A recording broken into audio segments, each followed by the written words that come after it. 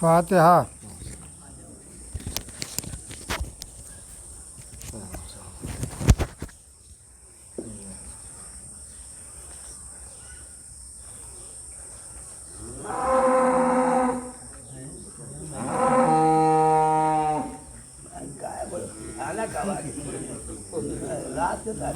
لا حول ولا قوة إلا بالله العلي العظيم۔ أعوذ بالله السميع العليم من الشيطان اللعين الرجيم۔ بسم الله الرحمن الرحيم۔ الحمد لله رب العالمين، والصلاة والسلام على أشرف الأنبياء والمرسلين سيدنا ونبينا وطبيب نفوسنا أبي القاسم محمد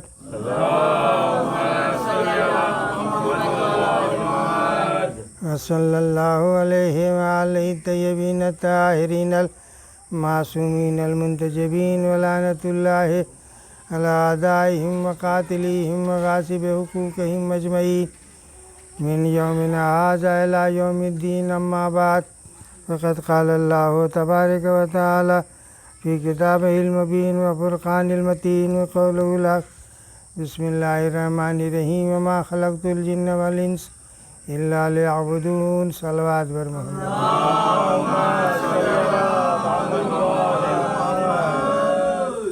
اللہ نے کہا دیکھو ہم نے انسانوں کو اور جناتوں کو عبادت کے لیے پیدا کیا ہے، اور عبادت بھی ایسی ہونی چاہیے جو اللہ کے نزدیک شایان نشان ہو۔ عبادت کا انداز ایسا ہونا چاہیے جو اللہ کو پسندیدہ ہو۔ عبادت ایسی کرنی چاہیے کہ جو عبادت کرنے کا حق ہے، اور عبادت کی روح یہ ہے کہ آپ اس میں اپنے خلوص کو شامل کریں۔ دکھانے کے لیے اگر ہم کوئی کام کر رہے ہیں تو اس عبادت کا کوئی ثمرہ، کوئی پھل ملنے والا نہیں ہے، اس لیے کہ بہت ساری چیزیں ایسی ہیں کہ جب انسان اس کو انجام دیتا ہے تو محبت کے ذریعے سے دیا ہوا کام جو ہے اس کی شکل دوسری ہوتی ہے، اور دکھاوے کے لیے اگر کوئی آدمی کوئی کام انجام دے رہا ہے تو اس کی شکل عجیب ہوتی ہے۔ اندازہ لگائیے آپ کہ ہمارے سماج میں اور ہماری قوم میں اور ہماری برادری میں ایک بیماری یہ پھیلی ہوئی ہے کہ صاحب ہم بہت اچھی دھن سے نوحہ پڑھتے ہیں تو صاحب جو ہے ان کے ہاں ہم زیادہ اچھے سے پڑھیں گے، زیادہ ہماری تعریف ہوگی۔ ان کے ہاں ذرا بیچارے کمزور ہیں، کا ان کے ہاں کوئی پوچھنے والا نہیں ہے تو ہم نہیں پڑھیں گے، کسی ایسے کو لگا دیں گے جس کے آواز میں وہ درد نہیں، وہ اثر نہیں، ایسے پھٹے بانس والے گلے سے ہم کہیں گے کہ تم نوحہ پڑھ دو بھائی۔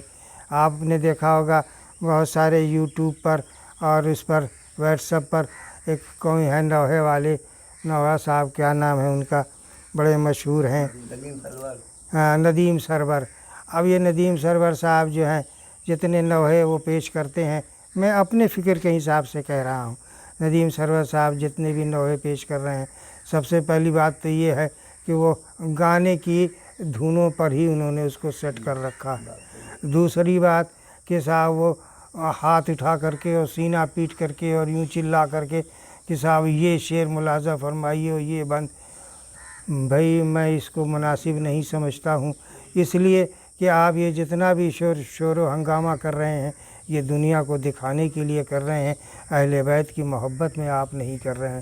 اہل بیت کی محبت میں تو یہ ہے کہ آپ اس انداز میں اپنی محبت کا اظہار کیجئے کہ کسی کو پتہ بھی نہ چلے اور آپ کا کام جو ہے وہ کام پورا ہو جائے۔ دیکھیے واقعہ کربلا ایک ایسا ہے کہ امام نے فرمایا ہے کہ یہ جبریل وہ صلوات پڑھے محمد والے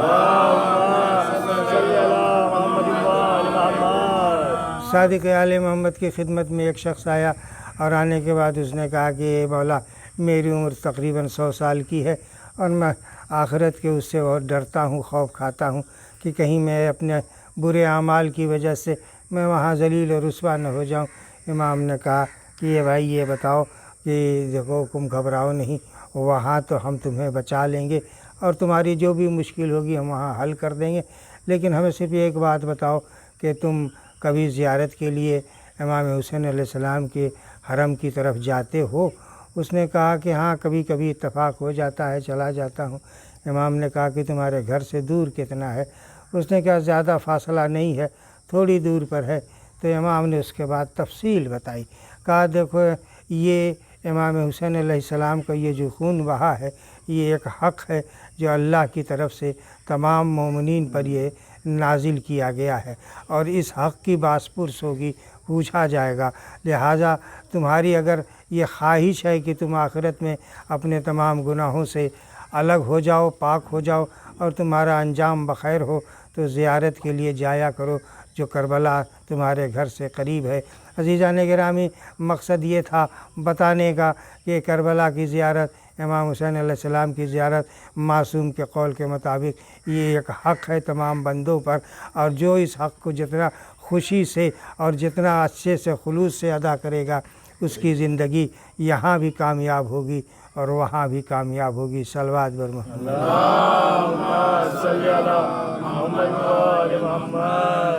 اس لیے پروردگار کے اس آخری پیغمبر کے نواسے نے یعنی امام حسین علیہ السلام کے بارے میں امام چھٹے امام نے فرمایا کہ اس حق کی باس پرس سب سے ہوگی قیامت میں، اور اس طرح سے ہوگی کہ دیکھو اگر کوئی شخص ہماری محبت میں دنیا میں زندہ رہتا ہے اور ہماری محبت سے جب وہ دنیا سے گزر جاتا ہے اور قبر میں جب وہ تشریف لاتا ہے، دفن کیا جاتا ہے، تو یاد رکھو تمام حالات سے باخبر کر دیا امام نے، کہا ہماری محبت 7 موقعوں پر تمہیں عذاب سے بچاتی ہے۔ پہلی تو وہ کیفیت ہے کہ جب ملک الموت روح قبض کرنے کے لیے آتا ہے اس وقت ہماری محبت بچاتی ہے، اس لیے کہ جب ہمارا ملک الموت قبر پہ روح قبض کرنے آتا ہے تو ایک فرشتہ جو ہے وہ معین ہے، وہ آ کے کہتا ہے جس کی روح قبض کی جاتی ہے، وہ اسے خطاب کر کے کہتا ہے انظر الی بیمینک، اے مرنے والے، اے شخص تیری روح جو قبض ہونے والی ہے تو دیکھ انظر الی بیمینک، اپنے داہنے ہاتھ کی طرف دیکھ۔ جب مرنے والا روح جس کی قبض ہونے والی ہے داہنی طرف دیکھتا ہے تو کیا دیکھتا ہے کہ ائمہ اطہار علیہ السلام کھڑے ہیں اور وہ ان کی زیارت کرتا ہے۔ جب وہ زیارت کرتا ہے تو وہ کیفیت اس کی جو ہے تکلیف والی وہ ختم ہو جاتی ہے، چہرے پر اس کے خوشی کے آثار، اور تکلیف اندر سے جو روح قبض کرنے کا ایک خوف تھا وہ الگ ہو جاتا ہے، دور ہو جاتا ہے۔ اس کے بعد امام نے فرمایا کہ دیکھو اسی پر اکتفا نہیں ہے، جب ملک الموت قبض کر کے لیے روح آتا ہے تو مولا کائنات امیر المومنین فرماتے ہیں ملک الموت سے کہ دیکھو تم جب بھی روح قبض کرنے کسی بھی فرد و بشر کی جاؤ تو اتنا یاد رکھنا میرے چاہنے والے کی اگر روح قبض کرنی ہے تو پہلے مجھ سے پوچھ لینا پھر جانا، جب تم مجھ سے پوچھ لو گے مجھ سے معلوم کر لو گے، جب میں اجازت دوں تب چلے جانا۔ عزیزان گرامی، پھر اس کے بعد یہ بتایا کہ دیکھو جب انسان دفن کر دیا جاتا ہے قبر میں تو قبر میں کیا ہوتا ہے، آپ نے نکیرین کا نام سنا ہوگا۔ نکیرین سے پہلے ایک اور فرشتہ ہے جس کا نام ہے رمان، وہ آتا ہے اور آنے کے بعد مرنے والے کے سینے کو سونگھتا ہے، سونگھنے کے بعد نکیرین کو خبر کرتا ہے کہ یہ مرنے والا جو ہے یہ اہل بیت کی محبت والا ہے، یہ مرنے والا جو ہے اہل بیت کا چاہنے والا ہے، یہ مرنے والے کے سینے سے اہل بیت کی محبت کی خوشبو آ رہی ہے، یہ نکیرین کو بتاتا ہے۔ اب جب نکیرین کو وستو استھتی جس کو کہتے ہیں سچویشن سے جب وہ آگاہ کرتا ہے تب نکیرین جو ہے آ کر کے پھر اس سے وہ سوال کرتے ہیں جو نرمی کے ساتھ کیا جاتا ہے۔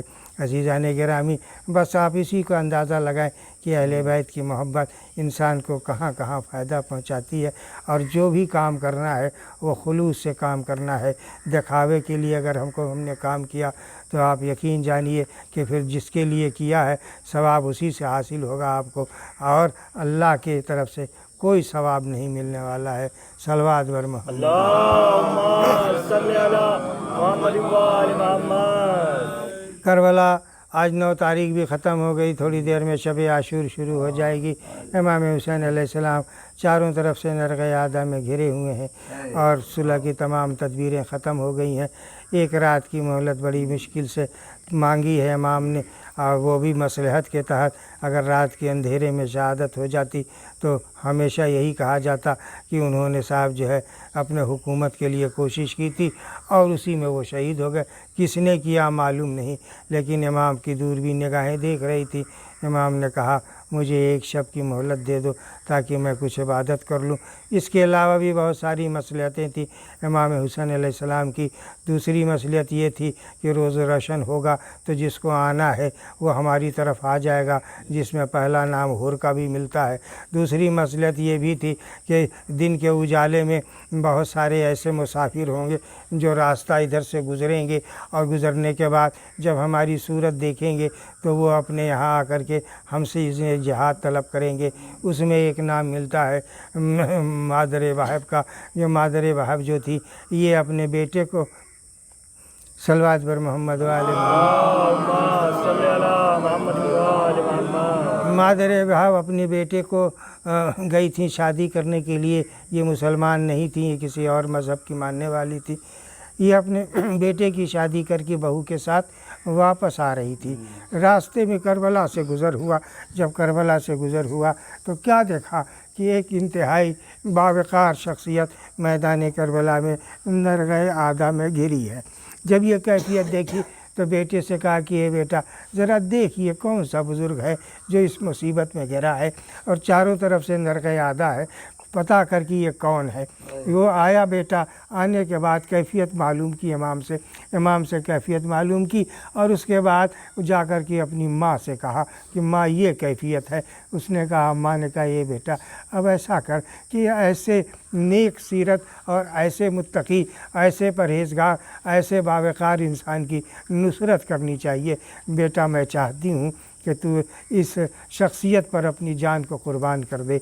इमाम हुसैन अलैहिस्सलाम की खिदमत में माँ आई, बेटे के लिए जिहाद का इज़्न लिया और उसके बाद जिहाद के लिए बेटे को भेज दिया। वाक़या बड़ा तफसीली है, मैं मुख्तसर अर्ज़ कर रहा हूँ। बेटा गया मैदान जंग में। जब जाने लगा तो अभी शादी करके अभी आया था, पहले शायद रात भी नहीं गुज़री थी बीवी के साथ।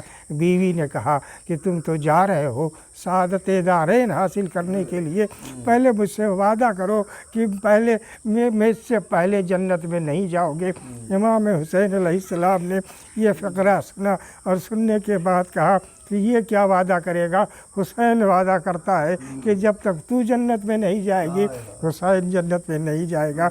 यही वजह थी कि करबला के मैदान में इमाम हुसैन अलैहिस्सलाम ने अपने इस्तिग़ासे के ज़रिए सब पर ये रोशन कर दिया कि हम दुनिया में हुकूमत के लिए नहीं आए हैं और हम आए हैं तो इस्लाही उम्मत के लिए आए हैं।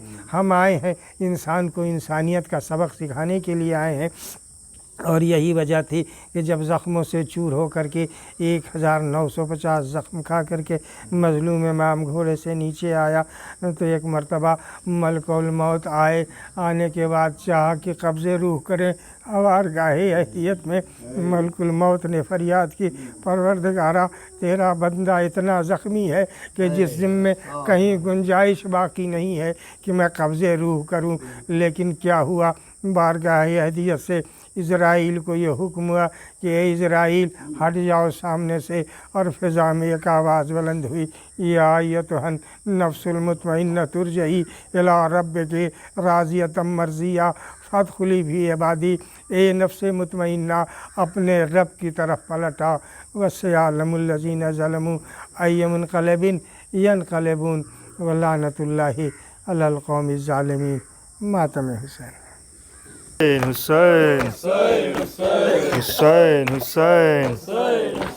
हुसैन हुसैन हुसैन हुसैन हुसैन हुसैन हुसैन हुसैन। शब्बीर का वो बेटा मरने को जा रहा है, सुग़रा वतन में जिसका सहरा सजा रही है। शब्बीर का वो बेटा मरने को जा रहा है, सुग़रा वतन में जिसका सहरा सजा रही है। शब्बीर का वो बेटा मरने को जा रहा है, सुग़रा वतन में जिसका सहरा सजा रही है। शब्बीर का वो बेटा मरने को जा रहा है, सुग़रा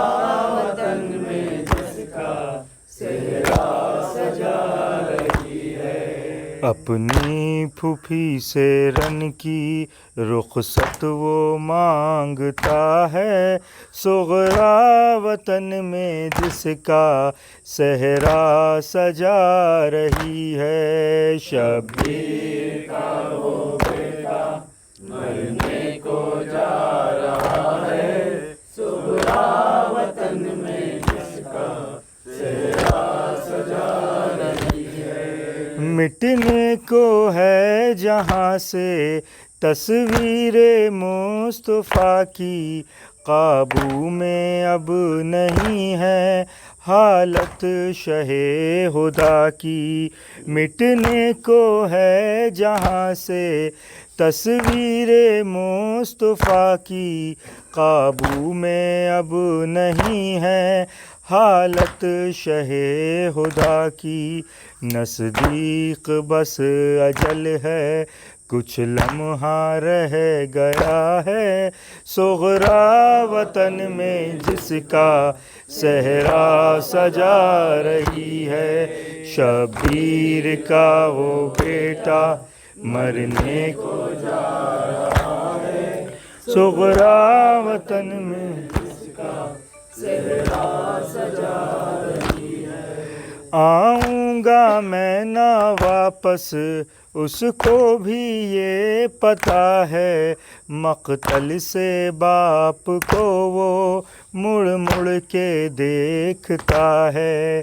آؤں گا میں نہ واپس اس کو بھی یہ پتہ ہے، مقتل سے باپ کو وہ مڑ مڑ کے دیکھتا ہے۔ حسرت سے باپ بھی تو بیٹے کو دیکھتا ہے، صغرا وطن میں جس کا صحرا سجا رہی ہے۔ شبیر کا وہ بیٹا مرنے کو جا رہا ہے، صغرا وطن میں جس کا صحرا سجا رہی ہے۔ احساس میں جمائے بھائی پہ ہے نگاہیں، اکبر کی لے رہی ہے یہ دور سے بلائیں۔ احساس میں جمائے بھائی پہ ہے نگاہیں، اکبر کی لے رہی ہے یہ دور سے بلائیں۔ وہ خاک کربلا پر کروٹ بدل رہا ہے، صغرا وطن میں جس کا صحرا سجا رہی ہے۔ شبیر کا وہ بیٹا مرنے کو جا رہا ہے، صغرا وطن میں جس کا صحرا سجا رہی ہے۔ عرش بری سے تارے حسرت سے توڑتی ہے، اکبر کے واسطے وہ لڑیوں میں گونجتی ہے۔ عرش بری سے تارے حسرت سے توڑتی ہے، اکبر کے واسطے وہ لڑیوں میں گونجتی ہے۔ اس کو نہیں خبر تھی نیزہ اسے لگا ہے، صغرا وطن میں جس کا صحرا سجا رہی ہے۔ شبیر کا وہ بیٹا مرنے کو جا رہا ہے، صغرا وطن میں جس کا صحرا سجا رہی ہے۔ راہوں میں جس کی صغرا شمع جلا رہی ہے، دن رات ہی دل میں دولہا بنا رہی ہے۔ راہوں میں جس کی صغرا شمع جلا رہی ہے، دن رات دل میں دولہا بنا رہی ہے۔ وہ ایڑیاں زمیں پر بھائی رگڑ رہا ہے، صغرا وطن میں جس کا صحرا سجا رہی ہے۔ شبیر کا وہ بیٹا مرنے کو جا رہا ہے، صغرا وطن میں جس کا صحرا سجا رہی ہے۔ حسین حسین حسین حسین حسین حسین حسین حسین حسین حسین حسین حسین حسین حسین حسین۔ السلام علیکم یا عبداللہ، السلام علیکم یا رسول اللہ، السلام علیکم یا رسول اللہ۔